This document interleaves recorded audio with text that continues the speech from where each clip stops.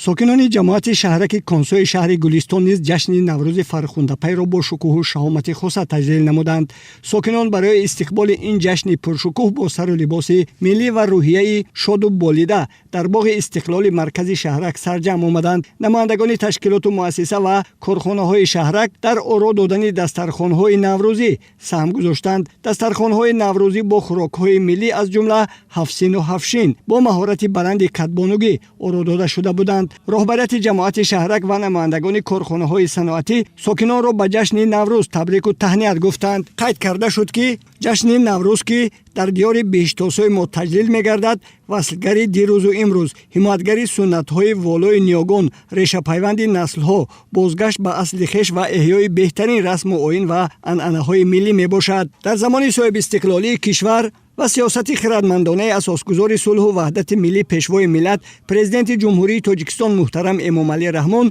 امروز فیض و برکت خاصه عید بزرگترین اجدادی و ملی شکوه و شهامت تازه پیدا نموده آن به گسترش آیین‌های نوروز عجم مساعدت کرد.